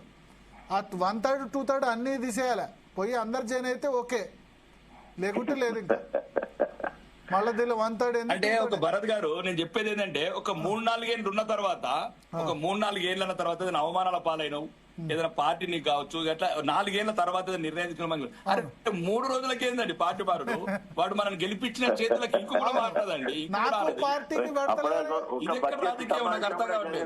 ఒక బడ్జెట్ సమావేశం కూడా జరగకముందే పార్టీ ఫిరాయింపులు అయినాయి. అరే వారం రోజులంటే ఇది వారం రోజులలో ఏం కొంపలు మునిగిపోయినాయి. ఏం చేస్తాడు మనని, ఏం చేస్తాడు అధికార పార్టీ చంపుతాడా మనని? ఇప్పుడు నేనున్నాను ప్రతిపక్షం, నిధులు ఇవ్వకపోతే ఏమవుతుంది? పోరాడతా, నా ప్రజల గురించి దేనికైనా తెగిస్తా, ఏమైతుంది? నా హక్కుల గురించి మాట్లాడతారు. ఇప్పుడు ఎవరో ఒకరోజు నాలాంటి వాళ్ళు మీలాంటి అందరూ సహకరిస్తారు కదా నాకు. నేనేమంటున్నాను, ఈ బలహీనతలు తగ్గించుకోవాలి రాజకీయ నాయకులు. నాయకుడు అనేవాడు బలంగా ఉండాలి, ప్రజల వైపు నిలబడాలి, బలహీన వైపు నిలబడాలి. అది కొందరికి అర్థమవుతుంది, కొందరికి అర్థం కాదు. అదే వాళ్ళకు మనం ఏం చేయలేము. కాబట్టి తెలంగాణ రాజకీయం మాత్రం సుభిక్షంగా ఉండాలి, రాజకీయ నాయకులు కొంత క్లీన్గా ఉండాలి. ఎందుకంటే ఇది కొట్లాడి తెచ్చుకున్న తెలంగాణ, పానాలు పోచి తెచ్చుకున్న తెలంగాణ, అది పేద బిడ్డల పానాలు పోచినాం తెలంగాణ, అమాయక మధ్యతరగతి బిడ్డల పానాలు తెచ్చినాం. మన కుటుంబాలకి ఎవరు చావలేదు. కాబట్టి దయచేసి ఇది మీరేం చూస్తున్నారు? ఎంతమంది మీద స్పీకర్ పెట్టేస్తారు మీ ఉద్దేశంలో? ఒక్కరి మీద కూడా వేయరు, ఒక్కరి మీద కూడా వేయరు, ఇంక్లూడింగ్ దానం నాగేందర్ కూడా వేరా? ఇక అది ఒకటి ఉన్నది, ఆయన రికార్డెడ్ ఎవిడెన్స్ గా దొరికింది కాబట్టి అది మన అవుతున్నది, అది కూడా కష్టమే. తన కుమార్తె క్యాంపెయిన్ లో పాల్గొన్నారు, కాంగ్రెస్ పార్టీ క్యాంపెయిన్ లో పాల్గొన్నారు, ఆయన చేయరాని చెప్పాడు, అప్రూవల్ గా మారిండు. అట్లా కాదన్నా, రేవంత్ రెడ్డికి ఇష్టం. భరత్ గారు వాళ్ళిద్దరు కూడా ఏం కాదు, మీరు చూడండి. ఎందుకంటే వాళ్ళ గురించి ఢిల్లీలో లాయర్లంతా క్యూలు కట్టి ఉన్నారు, ఇప్పటికే ఢిల్లీలో లాయర్లంతా క్యూలు కట్టి ఉన్నారు భరత్ గారు. వీళ్ళ గురించి, ఆ ఇద్దరు గురించి కూడా 5 సంవత్సరాలు లాగుతారు కోర్టులో, సుప్రీంకోర్టులో. మీరు చూడండి, అంటే నాకున్న రాజకీయ తెలంగాణ భారతదేశ ప్రజాస్వామ్యం మీద జరుగుతున్న సంఘటనలు చూస్తే భారతదేశంలో ఇది సుప్రీంకోర్టులో, అంటే కడియం శ్రేయస్ కావచ్చు, రాకేష్ రెడ్డి కావచ్చు, దానం నాగేందర్ కావచ్చు, వాళ్ళ కేసును కూడా 5 ఏళ్ల వరకు లాగుతారు. ఎట్లయితే అతను చెన్నమనేని రమేష్ అని ఉండే ఒక కేసు 15 ఏళ్ల కింద కొట్టేసిన తర్వాత 15 ఏళ్ల కింద నడిచింది కోర్టు. మళ్ళీ 15 ఏళ్ల తర్వాత అది జర్మనీ పౌరసత్వం. అంటే రాజకీయ నాయకులు బాగా తెలివైన వాళ్ళు, డబ్బున్న వాళ్ళు, అడ్వకేట్లు అంతకన్నా తెలివైన వాళ్ళు, చట్టంలో ఉన్న లొసుగుల్ని ఆసరా చేసుకొని అన్ని రకాలుగా చేసి 5 ఏళ్ల వరకు లాగుతారు. రాజయ్య గారు, మీకేమనిపిస్తుంది? ఎంతమంది మీద స్పీకర్ వేటు వేయచ్చు డైరెక్ట్ గా? డైరెక్ట్ అనేది ఉండదు. ఎందుకంటే sorry to say, Revanth Reddy గారు చేతిలో కీలుబొమ్మ స్పీకర్ గారు. రేవంత్ రెడ్డి గారు కాంగ్రెస్ పార్టీ ఒకవేళ గెలిచే అవకాశం ఉంటే మాత్రమే రాజీనామా చేస్తాడు. ఒకవేళ కనుక ఓడిపోతామని తెలిసిన తర్వాత రాజీనామా చేయించేది ఉంటే డెఫినెట్ గా అది గవర్నమెంట్ మీద ఎఫెక్ట్ పడుతుంది. అది లోకల్ బాడీస్ లో కావచ్చు, రాబోయే జనరల్ ఎలక్షన్ కావచ్చు, తర్వాత మిగతా ఎమ్మెల్యేల మీద కూడా ఒత్తిడి తీసుకొచ్చే పరిస్థితి ఏర్పడుతుంది. కాబట్టి ఇదంతా కూడా పార్టీ అధిష్టానం ఆడే ఒక గేమ్ లాగానే ఉంటది. రేవంత్ రెడ్డి గారు ఏది అనుకుంటది, ఇవాళ రేవంత్ రెడ్డి రాహుల్ గాంధీ కూడా లెక్క చేస్తాడు, సుప్రీంకోర్టు లెక్క చేస్తాడు, హైకోర్టు తెగించడానికి తెడ్డేలింగం లెక్క ముందుకెళ్తా ఉన్నాడు చూస్తుంటే. సో అంతే తప్ప ఎవరినైనా గౌరవించినట్టు ఎక్కడ కనిపిస్తుంది. ఫిరాయింపుల చట్టానికి వ్యతిరేకమని రాజ్యాంగాన్ని పట్టుకునేమో రాహుల్ గాంధీ తిరుగుతా ఉన్నాడు, ఈయనేమో రాజ్యాంగానికి వ్యతిరేకంగా ప్రజాస్వామ్యానికి వ్యతిరేకంగా ఫిరాయింపులను ప్రోత్సహిస్తూ ఈయన ఇక్కడ చేస్తా ఉంటాడు. సో ఎక్కడ కూడా పొందన లేనే లేదు ఇద్దరికి లీడర్షిప్ లక్షణాలు. ఎవరు నాకు లేదు, నేను మోనోపోలి, నేను ఏదనుకుంటే గదే చేస్తానంటూ ముందుకు పోతున్నాడు. ఎప్పుడైతే తెలంగాణలో ఆయనకు అనుకున్నట్టు వస్తుందా అంటే అవకాశం ఎక్కడ కనిపించట్లేదు. కాంగ్రెస్ కు అనుకూలంగా ఏ ఒక్కటన్నా గెలిచే అవకాశం ఎక్కడ కూడా లేదు. రేపు లోకల్ బాడీ ఎన్నికలు కూడా గెలిచే పరిస్థితి లేదు. సో కాబట్టి ఎట్లా ఆ ఎలక్షన్లను పోస్ట్ పోన్ చేస్తున్నాడు, ఈ ఎలక్షన్లు జరగకుండానే చూసే పరిస్థితి కనబడుతున్నది. ఓన్లీ అప్రజాస్వామికంగా రాజ్యాంగానికి వ్యతిరేకంగా ఎలాంటి మౌలిక విలువలు లేకుండా, అదే విధంగా నేను ఏదంటే గదే ఉన్నాను, నేను అబద్ధాలు చెప్తేనే ప్రజలు నమ్ముతారు, నేను అబద్ధాలు ఆడినా అన్ని చెప్పినా కథ నన్నే నమ్మిలు నాకు ఓటేసిండు కాబట్టి నా ఇష్టం ఉన్నట్టే నేను పాలన చేస్తా అన్నట్టు ఈ రోజు ముందుకెళ్లే పరిస్థితి కనబడుతున్నది. ఎందుకంటే నన్ను సీఎం చేసే ఇప్పుడు స్పీకర్ ఆపిరా, మళ్ళీ హైకోర్టు సుప్రీంకోర్టులో కొద్దిమంది మీదైనా మీరు ఎవిడెన్స్ ఇవ్వగలుగుతారు కదా. ఈ ఎవిడెన్స్ ఇప్పుడు మా దగ్గరకు వస్తే కడియం శ్రేయరే స్వయంగా నేను సంవత్సరం కిందనే రేవంత్ రెడ్డి గారి ఆహ్వానం మేరకు నేను కాంగ్రెస్ పార్టీలో చేరాను, కాంగ్రెస్ పార్టీలో ఉన్నానని ఓపెన్ గా ఒప్పుకున్నాడు. అంటే నేను ఏమంటున్నా, అప్రూవల్ గా మారిండు. దొంగతనం చేసినాక అప్రూవల్ మారినాక శిక్ష ఎక్కువ తక్కువ ఏదో ఒకటి ఉండాలి కదా. ఆయన అప్రూవల్ గా మారిండు. 10 మందిలో ముందు నేను కాంగ్రెస్ కు జాయిన్ అయ్యని చెప్పిన వ్యక్తి కడియం శ్రేయర్. మరి ఇంకేమంటే వచ్చింది నాకు, ఓన్లీ రేవంత్ రెడ్డి అర్థం. రేవంత్ రెడ్డి ఎప్పుడు రాజీనామా చేస్తాడు, రాజీనామా చేస్తాడు, నువ్వు ఏం చేయకు, రాజీనామా చేయకు, ఏం లేదు నేను అంతా చూసుకుంటానంటే చూసుకుంటారు అంతే. ఇక్కడ ఏముంటుంది చెప్పండి, తెలియదు ఏమన్నా. Okay okay okay. So thank you Rajaiah garu. Rakesh Reddy గారు మీరు ఉండండి, నెక్స్ట్ ఇంకో టాపిక్ ఉంది. సో మొత్తాన్ని రేనా ఒకటైతే క్లియర్, స్పీకర్ సంబంధించి అక్టోబర్ 31లోగా నిర్ణయం తీసుకోవాలి. October 31 as per supreme court dead line 3 months లోపు నిర్ణయం తీసుకోవాలి. 8 మంది రిప్లై సబ్మిట్ చేశారు, మరో 2 రిప్లై సబ్మిట్ చేయాలి. దాని మీద రిజైండర్ ఇవ్వాల్సిందిగా బీఆర్ఎస్ అడిగింది, వాళ్ళకు 3 days టైం ఇచ్చారు. నేను ఏదేమైనా అంతకుముందు వీళ్ళు తప్పు చేశారా వాళ్ళు తప్పు చేశారా, అన్ని రాజకీయ పార్టీలు ఎవరు శుద్ధపూసలు కాదు. ఇప్పుడు నీతులు చెప్తున్న బీఆర్ఎస్ ఏం శుద్ధపూస కాదు. వాళ్ళు విలీనం అని చెప్పి ఏదో టెక్నికల్గా చెప్తున్నారు, విలీనం కాదు అది. అందరు పోయి ఒక్కసారి జైన్ కాలేదు. ఫస్ట్ 2 జాయిన్ అయినప్పుడే కాంగ్రెస్ పార్టీ 2 మీద పోచారం శ్రీనివాసరెడ్డి కంప్లైంట్ మీద యాక్షన్ తీసుకొని ఉంటే అసలు విలీనమే కాదు. అప్పుడు కూడా టీడీపీని లేకపోతే కాంగ్రెస్ టీడీపీ ఎమ్మెల్యేలు 12 మంది జాయిన్ అయినప్పుడు అది విలీనం కాదు, అది తప్పు. అది దాని మీద కోర్టులో కరెక్ట్గా ఫైట్ చేసేవాళ్ళు లేక అది విధంగా అయింది. సో పక్క రాష్ట్రం కూడా ముందు చంద్రబాబు నాయుడు 23 మంది ఎమ్మెల్యేలని చేర్చుకుంటే ఏమైంది వైఎస్ జగన్ నుంచి. ఆ తర్వాత జగన్ కూడా ఒక 5-6 ఎమ్మెల్యేలని టీడీపీలో వాళ్ళను అటు ఇటు అంటే కూడా ఏమైంది. ప్రజలు తీర్పు ఖచ్చితంగా వాళ్ళకి బుద్ధి చెప్తారు. ఇప్పుడు ప్రజలు ఖచ్చితంగా ఇది ఏదో ఒక ఇది ఒక లాస్ట్ 20 సంవత్సరాలకు వచ్చింది, అంతకుముందు లేదు. ఇదే దాని నాగేందో నేను చెప్తున్నాను కదా, 2004లో టీడీపీ టికెట్ మీద గెలిచి కాంగ్రెస్ టికెట్ అప్పుడు ఇవ్వలేదు. సికింద్రాబాద్ పార్లమెంట్ అంజన్ కుమార్ యాదవ్కి ఇస్తే ఆయన ఆసిఫ్ నగర్ నుంచి టీడీపీ ఎమ్మెల్యేగా పోటీ చేసి గెలిచారు. కానీ రాజశేఖర రెడ్డి ముఖ్యమంత్రి అయినారు. రాజశేఖర రెడ్డి దానం నాగేందర్ ఇద్దరు క్లోజు కాబట్టి మళ్ళా రాజశేఖర రెడ్డి చెప్పగానే రాజీనామా చేసి మళ్ళీ ఆసిఫ్ నగర్లో పోటీ చేశారు. కానీ అక్కడ కాంగ్రెస్ ఓడిపోయి టీడీపీ ఓడిపోయి ఎంఐఎం గెలిచింది అక్కడ. సో 20 సంవత్సరాల క్రితం ఇది లేదు, ఇది 2007 నుంచి వచ్చింది. రాజశేఖర రెడ్డి టైంలో 10 మంది ఎమ్మెల్యేలు జగ్గారెడ్డి, బండారు శారారాణి, మందడి సత్యనారాయణ రెడ్డి, ఈ ఎమ్మెల్యేలంతా కూడా టీఆర్ఎస్ నుంచి వాళ్ళు ప్లేట్ ఫిరాయించేసి మద్దతు ఉపసంహరించుకున్న తర్వాత మేము కాంగ్రెస్లో ఉన్నామని రాజశేఖర రెడ్డికి అనుకూలంగా వేసి ఒక 2 సంవత్సరాలు టైం పాస్ చేసి కరెక్ట్గా ఎన్నికలకు ముందు 10 మంది మీద అనర్హత వేటేశారు. అప్పుడు స్పీకర్ సురేష్ రెడ్డి. ఆ సురేష్ రెడ్డి ఇప్పుడు బీఆర్ఎస్లో రాజ్యసభ సభ్యుడు. ఇట్లా ఉంది. పోచారం శ్రీనివాసరెడ్డి పోయినసారి స్పీకర్, ఇప్పుడు ఆయన పోయి కాంగ్రెస్లో జాయిన్ అయినాడు. 75 సంవత్సరాల పెద్ద మనిషి. ఈ వయసులో పార్టీ మారడం ఎందుకు? 76 సంవత్సరాల వయసులో గౌరవంగా ఉండేది కదా.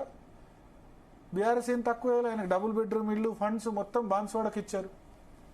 ఇప్పుడు మళ్ళీ ఎమ్మెల్యే గెలవగానే నెలకో 2 నెలలకో మళ్ళా పార్లమెంట్ ఎలక్షన్ కాగానే మారేశాడు పార్టీ.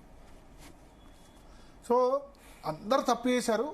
కానీ మా వరకు వచ్చేసరికి శిక్ష అని 10 మంది ఎమ్మెల్యేలకు అనిపించవచ్చు, కానీ ఎవరో ఒకళ్ళు బలి అయితేనే నెక్స్ట్ ఇంకోడు జాగ్రత్తగా ఉంటాడు, ఇంకోడు వాడు పార్టీ మారాలని జాగ్రత్తగా ఉంటాడు. రాకేష్ రెడ్డి గారు అన్నట్టు ఇప్పుడు 2 సంవత్సరాల తర్వాత 3 సంవత్సరాల తర్వాత నువ్వు పార్టీతో గొడవ అయితే ఓకే, తెల్లారే గెలిచిన తెల్లారే 3 రోజులకే, నెల రోజులకే, 10 రోజులకే, 6 నెలలకే. సో దీనికి అడ్డుకట్ట పడాలి. ఇది వేరే రాష్ట్రాల్లో లేదు, ఈ మన ఈ దరిద్రం మన తెలుగు రాష్ట్రాల్లోనే ఉంది, మనీ పాలిటిక్స్. ఆయన అన్నట్టు ఈ ప్రభుత్వాలు కూడా కారణం ఏంటంటే ఆపోజిషన్ ఎమ్మెల్యే అయితే పనిచేయం, మా అధికార పార్టీ ఎమ్మెల్యేనే పనిచేస్తాడు. ఆపోజిషన్ ఎమ్మెల్యే గెలిస్తే ఆ నియోజకవర్గంలో ఆ గెలిచిన పార్టీ వాడు ఎవడు ఉంటే వాడు నియోజకవర్గ ఇన్ఛార్జ్, వాడు చెప్తేనే వెల్ఫేర్ స్కీమ్స్, వాళ్ళు చెప్తేనే అది. సారీ వాడు అని ఎందుకు అనాల్సి వస్తుందంటే ఇంకా ఆపోజిషన్ ఎమ్మెల్యేలే గెలవద్దా?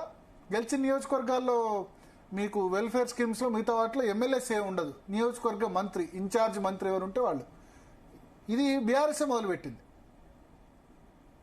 యాక్చువల్గా క్వశ్చన్ చేయడానికి ప్రతిపక్షం స్పీకర్ కానీ లేకపోతే ఈ ప్రివిలేజెస్ కమిటీ ఉంటుంది, శాసనసభ్యుడికి ప్రోటోకాల్ ఉండాలి. అధికార పార్టీ వాడు వచ్చి ఎట్లా కూర్చుంటాడు స్టేజ్ మీద? అధికార పార్టీ ఓడిపోయిన క్యాండిడేట్ వచ్చి స్టేజ్ మీద వాటి మీద ఎట్లా కూర్చుంటారు? ప్రోటోకాల్ ఉండదా? దీన్ని స్పీకర్స్ నిర్లక్ష్యం చేస్తున్నారు, వ్యవస్థను గబ్బు పట్టిస్తున్నారు. నిజంగా రాకేష్ రెడ్డి తెలంగాణ ఎందుక మనం తెచ్చుకుంది అంటే, తెలంగాణ వచ్చిన తర్వాత లేకపోతే అక్కడ ఆంధ్రప్రదేశ్ అక్కడ అయిన తర్వాత విడిపోయిన తర్వాత ఇంకా దారుణం చేస్తున్నారు, ఇంతకుముందు లేకుండే. ఇప్పుడు ఎందుకు పార్టీ ఫిరాయిస్తున్నారు అనడానికి ఇది కూడా ఒక కారణం. మన ఆపోజిషన్లో ఉంటే మన నియోజకవర్గం డెవలప్ కాదు, మన ఒక్క మాట కూడా చెల్లదు, పోలీస్ కేసులు, ఎవరేం మాట విన్నారు, గవర్నమెంట్ అధికారులు. కానీ ఆపోజిషన్ లేకపోతే క్వశ్చన్ చేసే వాళ్ళు ఉండరు, క్వశ్చన్ చేసే వాళ్ళు ఉండరు. ఇంకోసి ఆపోజిషన్ లో ఉంటేనే కదా పేరు వచ్చేది, అధికార పక్షంలో ఉంటే ఏముంది తెలుస్తుంది. ఇప్పుడు భారతీయ జనతా పార్టీ ఎప్పుడన్నా అధికారంలో దేశంలో వస్తుంది అనుకున్నారా? 1994లో 2 సీట్లు ఉన్నాయి, 96కు వచ్చేసరికి 13 రోజుల దేశంలో రెండే పార్లమెంట్ సీట్లు 1984లో. ఒకటి మన హనుమకొండ, రెండోది గుజరాత్లో. వాళ్ళ లైఫ్లో వస్తామో లేదో అనుకుని రాజకీయం చేశారు. అట్లాగే లెఫ్ట్ కూడా అధికారంలోకి వస్తామో లేదో అనుకుని రాజకీయాలు చేస్తున్నారు, లైఫ్లో అధికారంలోకి వస్తామో లేదో అనుకుని. ఈ మధ్యలో ఈ రైట్ వింగ్ లెఫ్ట్ వింగ్ బాగానే ఉన్నాయి, ఈ మధ్యలో ఉన్న సెంట్రల్ పార్టీసే ప్రాంతీయ పార్టీలు ఈ విధంగా అవుతున్నాయి. సో ఖచ్చితంగా దీనికి ముగింపు అయితే పలకాల్సిన అవసరం ఉంది. మళ్ళొకసారి చెప్తున్నా, అంతకుముందు కాంగ్రెస్ చేసిన తప్పు, బీఆర్ఎస్ చేసింది ఇంకా తప్పు.